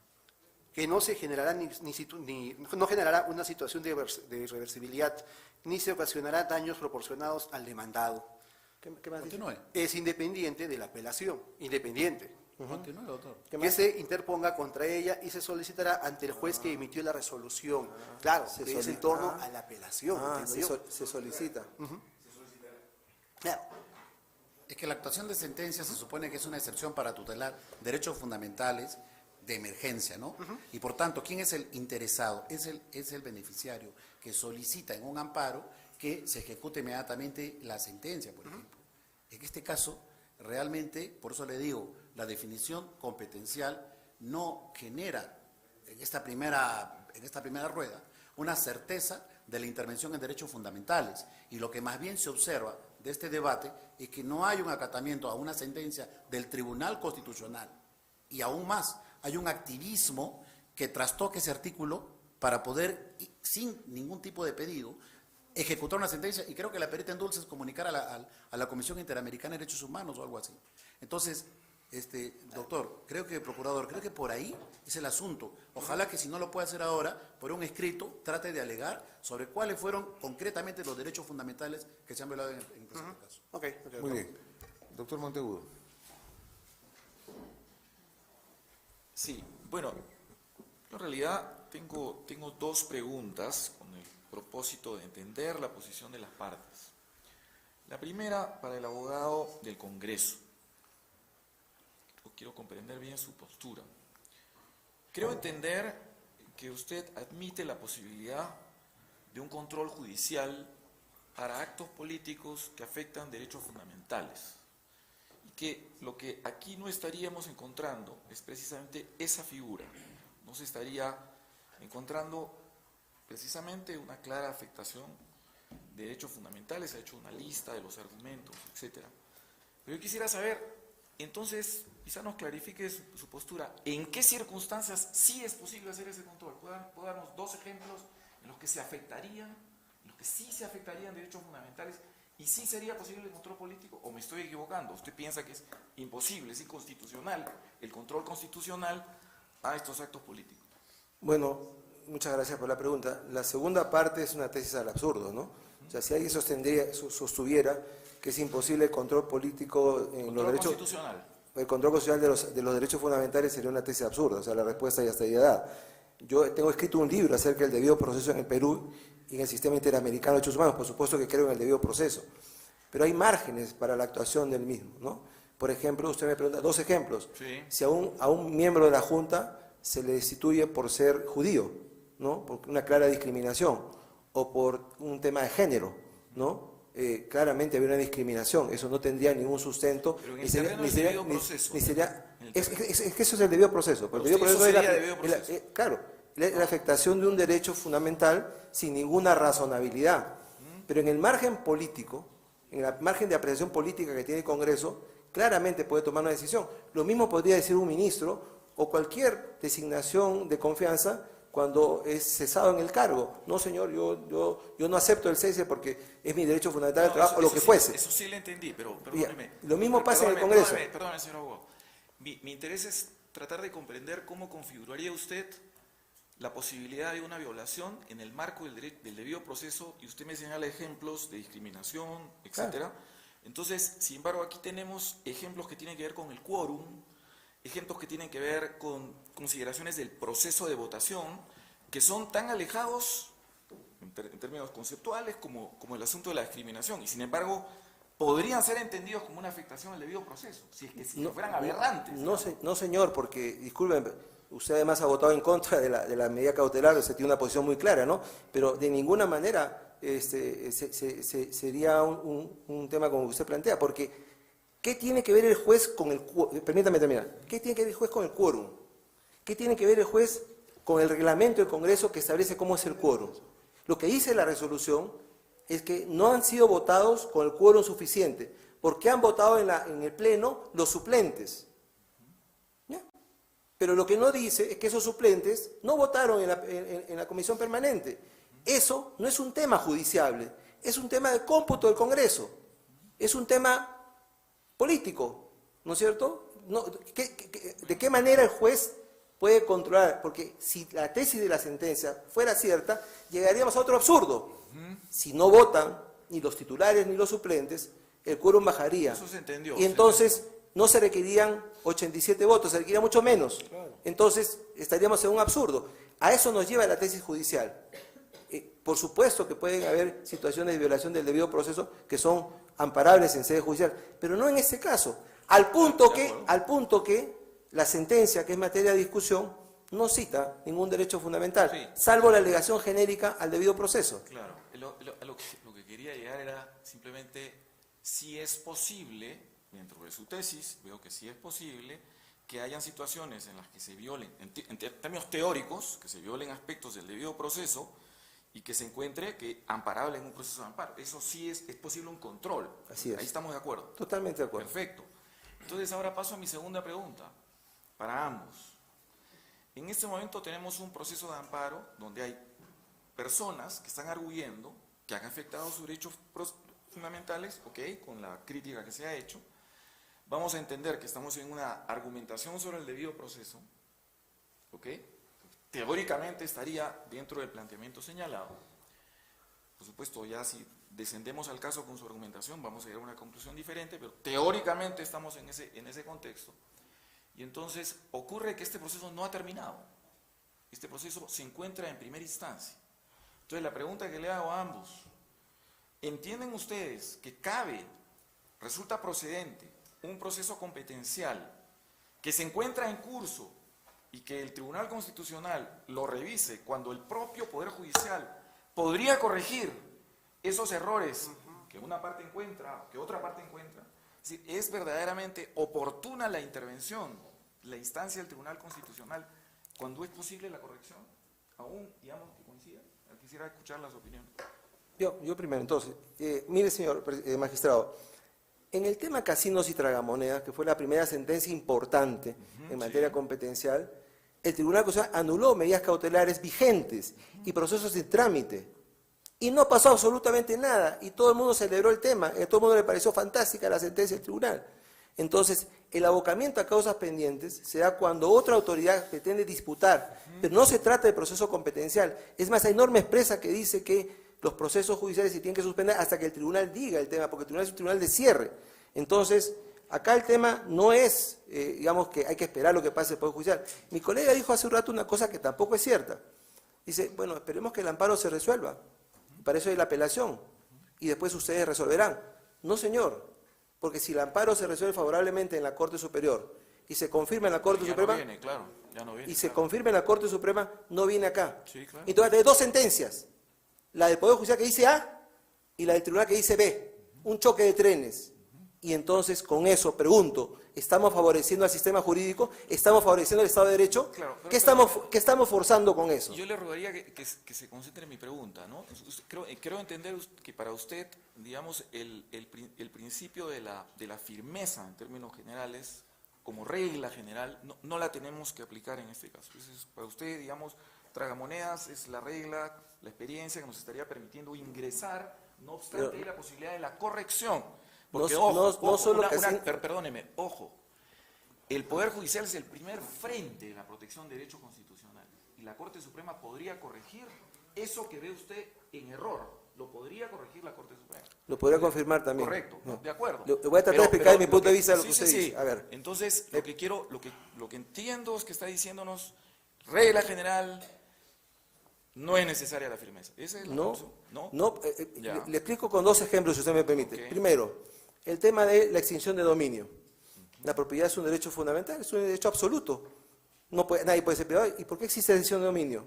Porque la teoría dice ahora que si una propiedad se adquiere con dinero ilícito, no es propiedad aparente. Y por lo tanto el Estado la puede tomar, porque nunca fue propiedad. Lo mismo pasa en este caso. Si el acto administrativo, el acto jurisdiccional, es dado por una autoridad incompetente, no es acto y no es válido. Y por eso se anula. Y no solamente, señores, en casos casinos tragamonedas, es en todos los casos subsecuentes en donde el tribunal ya se ha pronunciado de esa manera. Solo ahora se detiene a pensar si de repente prevalece el proceso judicial o no. Segundo, ¿por qué la Constitución del año 79 impuso el Tribunal Constitucional sobre la acción de garantía? ¿Por qué? ¿Qué dicen las actas de la Asamblea Constituyente? Porque dijeron, en la historia del Perú, nunca el Poder Judicial ha sido favorecedor de los derechos fundamentales. Eso que usted dice, las actas dicen que no fue así. Y pone varios ejemplos. Y por eso le pone al Poder Judicial un controlador, el Tribunal Constitucional. Si tú declaras fundado el amparo, perfecto, yo te aplaudo. Si tú lo declaras infundado, te voy a poner un órgano fuera del Poder Judicial, de manera excepcional, que lo va a revisar. Porque tú históricamente no has protegido los derechos fundamentales. Por esa razón, el sistema es como es. Por esa razón, ustedes conocen la acción de garantía denegatorias por el Poder Judicial. Entonces, no se puede decir que el primer freno, la primera valla, la primera trinchera de lucha de los derechos fundamentales sea necesariamente el Poder Judicial. Es el Tribunal Constitucional, el Tribunal de Cierre. Por eso se dice que es el supremo intérprete de la Constitución. Es decir, nadie puede interpretar la Constitución más allá de ellos. ¿Qué es lo que hace esta sentencia? Le dice al tribunal, no, tú han costado, no un ratito. En materia competencial yo te voy a decir lo que tienes que hacer. Y una sala de a dos. Entonces, si usted no ve una cosa irrita ahí, yo respeto su criterio, pero claramente lo es. Claramente es absurda. Porque el Poder Judicial de a dos, en una Corte Superior, Sí, le dice al tribunal qué es lo que tiene que hacer y cómo tiene que entender las cosas. Sí. Entonces, por esa razón es que en este caso concreto no hay la afectación de derechos fundamentales que ameriten un proceso de amparo distinto al proceso competencial y no salimos de lo que ya se marcó en la sentencia 003 de 2022, sentencia del año pasado. Estamos en ese cuadro jurídico. Comprendido. Quizá aquí vamos a tener una discrepancia académica honorable, ¿no? Yo creo que todos los jueces son jueces constitucionales, todos los jueces son convencionales, todos los jueces tienen el deber de asegurar la primacía de la Constitución. Creo que ahí vamos a coincidir. Pero sin duda alguna, yo estoy de acuerdo con usted, pero eso que usted dice tiene una jerarquía. Fíjese, en el pasado un fiscal dijo, no puede ser posible que 5 magistrados del tribunal le digan a 12 magistrados del Poder Judicial cómo tienen que hacer en una medida cautelar de detención. Hay 12 jueces que han dicho que tiene que estar bien detenido. Y vienen 5 magistrados del tribunal y dicen que no. ¿Qué prevalece? Es un tema aritmético. No. El problema es que el derecho no es aritmética, el derecho es jerarquía. Porque así como 5 magistrados imponen su criterio porque tienen una jerarquía superior, 7 magistrados de la Corte Interamericana imponen su jerarquía porque son, y 16 magistrados de la Corte, de la Corte Internacional de la Haya. No es un tema numérico, Sí, no lo es, es no un lo tema de jerarquía. Y entonces, ¿quién dice la última palabra frente a la Constitución? Esa es la pregunta. Muy bien. ¿Opinión? Doctor, yo parto del razonamiento que propuso al inicio, en la medida de lo que debemos centrarnos acá, ¿no? Y yo señalaba justamente al inicio, la autonomía del Poder Judicial en la medida de conocer procesos de amparo, en la medida de poder otorgar medidas cautelares, que ciertamente, hasta ahora no se denota, cuál es el conflicto que conlleva ese menoscabo en sentido estricto donde haya una actuación indebida y prohibida. Porque hasta ahora no hemos visto cuál es la prohibición y cuál sería esa condición que limitaría a los magistrados a poder, constitucionales a poder conocer ello. Por otra parte, usted también lo ha señalado y es algo muy correcto, ¿no? Hay un proceso en trámite y ciertamente, el hecho de poder apelar, de poder llevar a una segunda instancia genera justamente el cumplimiento de la garantía de la revisión del fallo obtenido en primera instancia. Y esa es la garantía que se le da justamente al Congreso. Yo no entiendo por qué nos saltamos justamente esa garantía, ese mecanismo que el proceso te da y irrumpes en las funciones del Poder Judicial cuando obviamente la propia Constitución señala de que nadie puede irrumpir en causa pendiente. Entonces, vamos viendo cómo ya la autonomía del Poder Judicial 139 se ve trastocada, cómo el hecho justamente de que nadie puede abocarse a causa pendiente tramitada en el Poder Judicial también se va a ver trastocada, y más aún, ¿no? El hecho de que, ciertamente, como señalaba, pues estamos en un proceso que todavía está en trámite, ¿no? Ahora, debatir la sentencia, yo entiendo que todos vamos a tener posiciones a favor o en contra de una sentencia, pero tenemos un derecho de apelación. Y en base a eso, obviamente, viene justamente la condición de poder tener un fallo en contrario. El colega me señala correctamente, si termina el proceso favorablemente, no se llega al Tribunal Constitucional, es correcto, pero tienes un amparo contra resolución judicial. O sea, tienes otros caminos, pero no necesariamente forzar, como bien digo, sin cumplir las reglas, por una necesidad o una urgencia que hasta ahora no, de verdad no la identificamos. Y yo creo que eso debería tenerse en consideración. Muy bien. Los magistrados que nos acompañan remotamente, magistrado Domínguez o magistrado Ochoa, ¿tienen alguna pregunta? Magistrado Domínguez y después el magistrado Ochoa.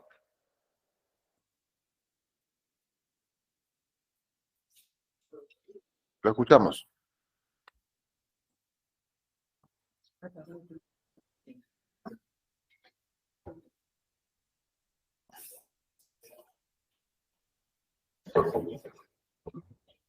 No se escucha.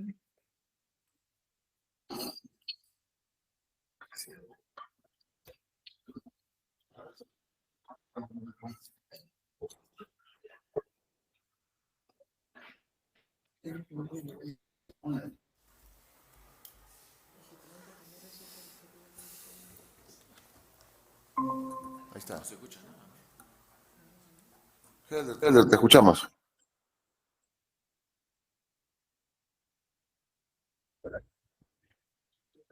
Sí, sí, sí, realmente.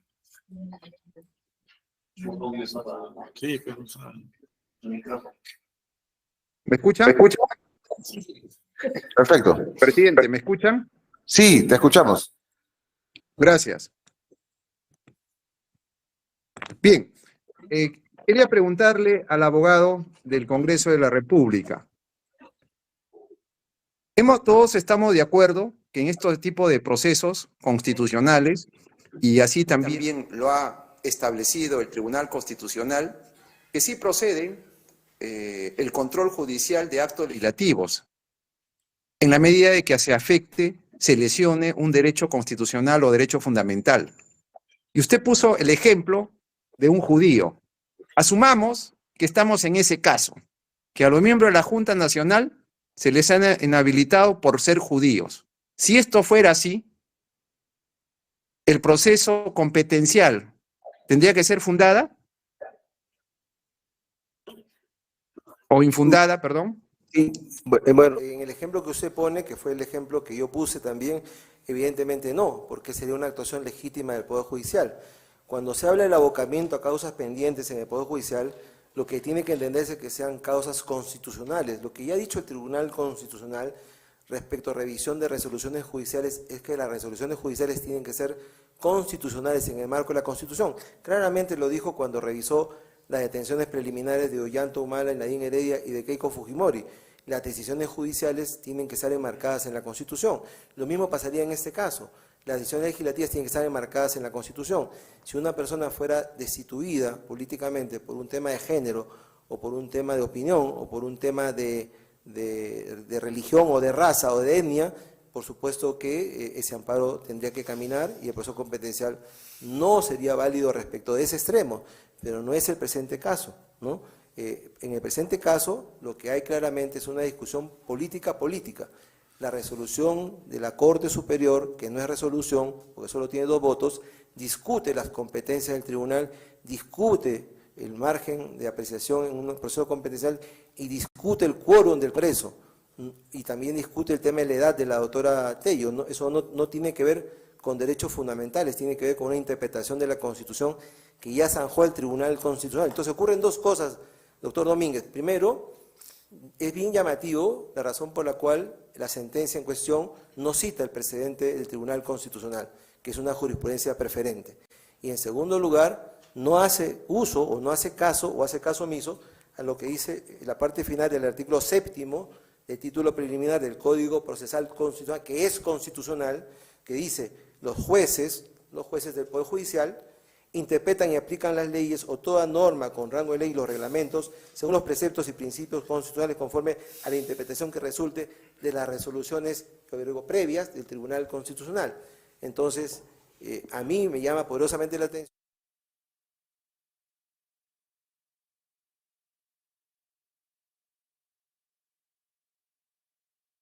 Pretende defender derechos fundamentales. Y entonces mi colega hace un rato dijo, pero hay derecho a apelación. Sí, claro, hay derecho a apelación. Sí, sí. Pero ya se ejecutó el fallo. Correcto. Pero ya se ejecutó, el fallo ya se ejecutó, ¿no? Entonces, ¿qué apelación puede ser válida si el fallo ya se puso en ejecución en contra de la ley? Correcto. Pero ¿no le parece si el modelo, el diseño constitucional que se está hablando acá en nuestro sistema es que al ser la sentencia estimatoria, concluye el proceso y ahí no podría interponerse un amparo contra resoluciones judiciales? O sea, no hay otras alternativas. Ahora, igual, se dice aquí también que la ejecución inmediata tiene que ser a solicitud de una de las partes. Así lo establece el Código Procesal Constitucional. Pero como juez constitucional, ¿no le parece que estamos hablando de tutela de derechos? ¿Podríamos aquí aplicar el principio de informalismo en aras de salvaguardar los derechos fundamentales? Es decir, ¿por qué no podríamos acá el juez constitucional, ¿sí?, hacer uso de ese principio? Si lo que se trata es, aparentemente, de salvaguardar un derecho lesionado. Sí, mi respuesta sería tajantemente no, porque el principio del mismo lo que hace es nos libera las formas procesales para efectos de que se consigan los fines del proceso. Solo dice el artículo 1 del Código Procesal Constitucional. Acá es una cosa distinta. Acá, en el proceso de amparo, el juez no deja de ser imparcial.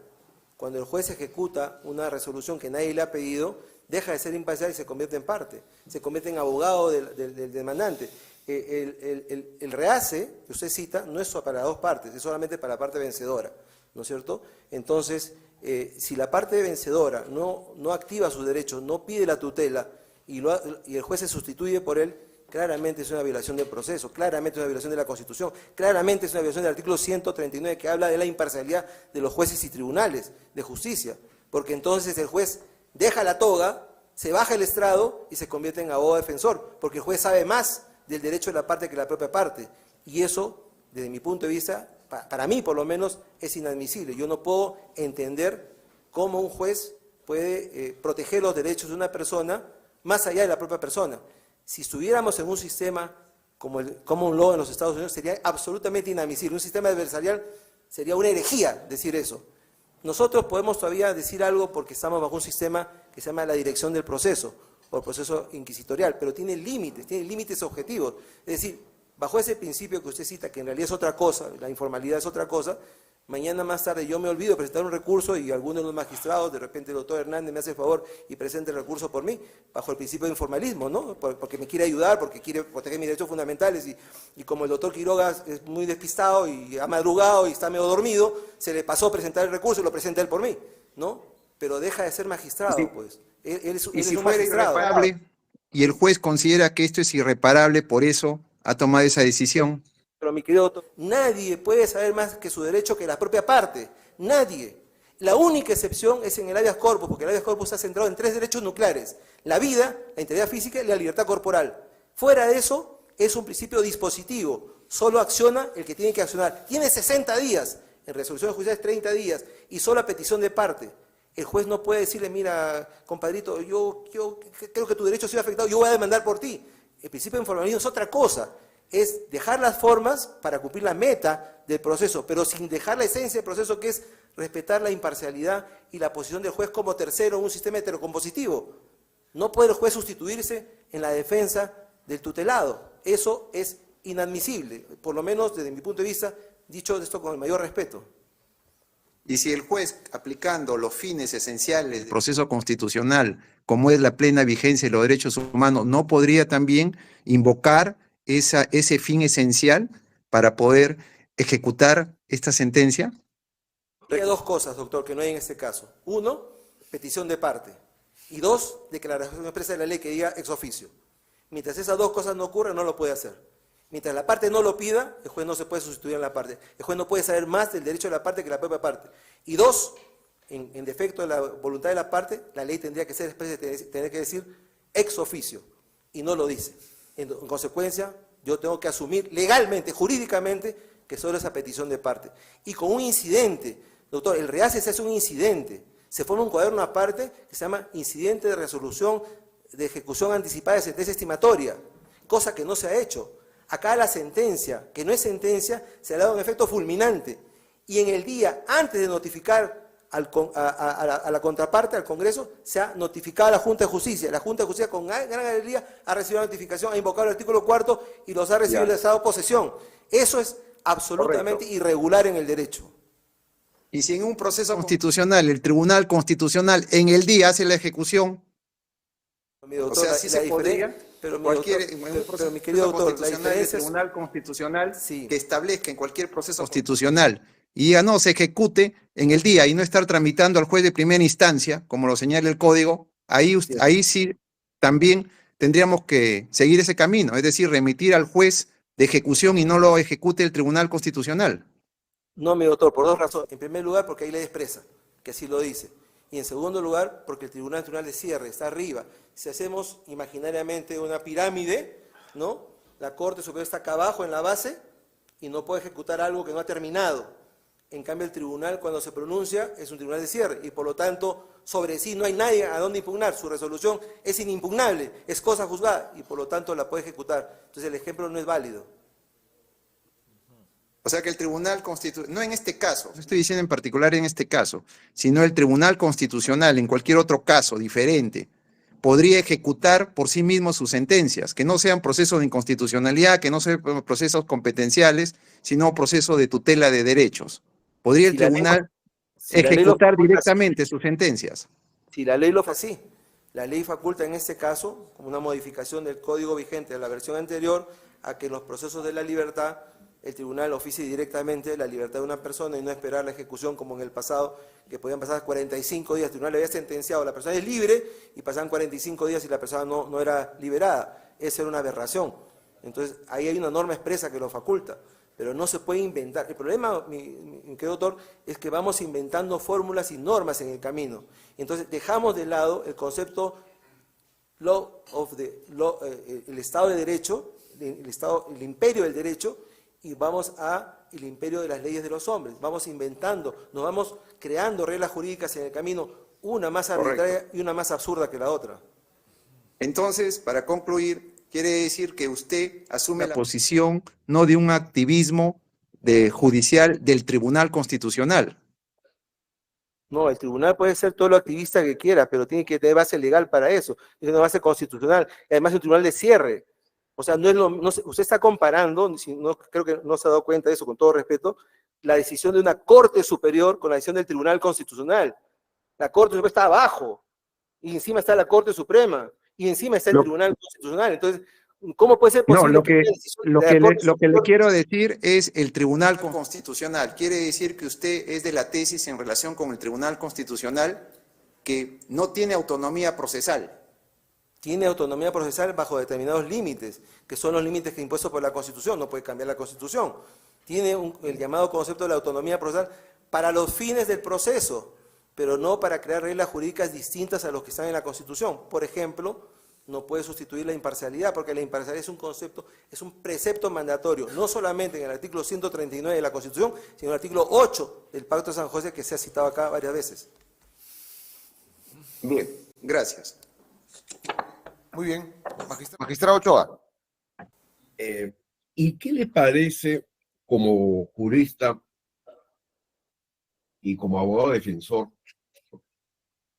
que por esta infracción a la Constitución se inhabilite por 10 años en el ejercicio de la función pública?